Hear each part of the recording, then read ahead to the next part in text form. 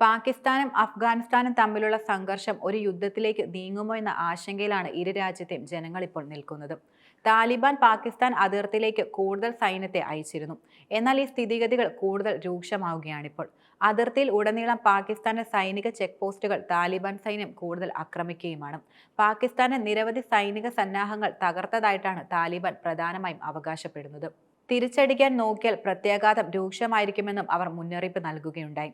പാകിസ്ഥാൻ ബോംബുമായി വന്നാലും നേരിടുമെന്നാണ് അവർ കൈക്കൊണ്ടിരിക്കുന്ന നിലപാട്. മാത്രമല്ല, താലിബാൻ നേതാക്കൾ പറയുന്നത് ദൈവം തങ്ങൾക്കൊപ്പം ഉണ്ടെന്നാണ്.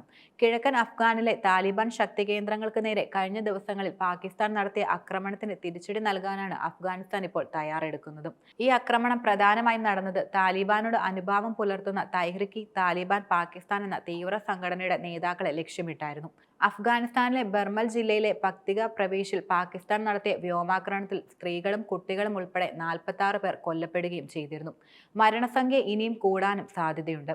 ലെമൻ ഉൾപ്പെടെ 7 ഗ്രാമങ്ങളെ ലക്ഷ്യമിട്ടാണ് ഡിസംബർ 24 രാത്രി പാകിസ്ഥാൻ ആക്രമണം പ്രധാനമായും നടത്തിയിരുന്നത്.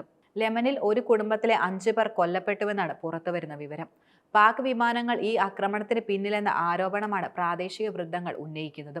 ബർമാനിലെ മുർഗ് ബസാർ ഗ്രാമം പൂർണ്ണമായി നശിക്കപ്പെട്ടിരുന്നുവെന്നും വ്യോമാക്രമണങ്ങളിൽ നിരവധി ആളുകൾക്ക് പരിക്കേറ്റിട്ടുണ്ടെന്നും റിപ്പോർട്ടുകൾ സൂചിപ്പിക്കുകയുണ്ടായി. എന്നാൽ ആക്രമണങ്ങൾക്ക് ശക്തമായി തിരിച്ചടി നൽകുമെന്ന് താലിബാൻ അന്ന് പ്രഖ്യാപിക്കുകയും ചെയ്തിരുന്നു. ഭൂമിയും പരമാധികാരവും സംരക്ഷിക്കുന്നത് തങ്ങളുടെ അവകാശമാണെന്നാണ് താലിബാൻ പ്രതിരോധ മന്ത്രാലയം പ്രധാനമായും അഭിപ്രായപ്പെടുന്നത്. പാകിസ്ഥാനിലെ ഗോത്രമേഖലയിൽ നിന്നും സൈനിക നടപടികളിൽ കുടിയൊഴിപ്പിക്കപ്പെട്ട സാധാരണക്കാരാണ് ശരിക്കും വസീരിസ്ഥാനിലെ അഭയാർത്ഥികൾ. ഇവരെ ലക്ഷ്യമിട്ടായിരുന്നു ആക്രമണമെന്നും താലിബാൻ ശക്തമായി കുറ്റപ്പെടുത്തി. പാകിസ്ഥാൻ ഔദ്യോഗികമായി വ്യോമാക്രമണം സ്ഥിരീകരിച്ചിട്ടില്ല. എന്നാൽ അതിർത്തിക്കടുത്തുള്ള താലിബാൻ ഒളിത്താവളങ്ങൾ ലക്ഷ്യമിട്ടായിരുന്നു ആക്രമണമെന്നാണ് പുറത്തുവരുന്ന വിവരങ്ങൾ. ഏതൊരു ആക്രമണവും നേരിടാൻ പൂർണ്ണ സജ്ജമാണെന്നാണ് താലിബാൻ പ്രധാനമായും അവകാശപ്പെടുന്നത്. തങ്ങളുടെ സൈനിക ശക്തിയെ വിലകുറച്ച് കാണരുതെന്ന മുന്നറിയിപ്പാണ് അഫ്ഗാൻ വിദേശകാര്യമന്ത്രി കഴിഞ്ഞ ദിവസം പാകിസ്ഥാന് നൽകിയിരുന്നത്.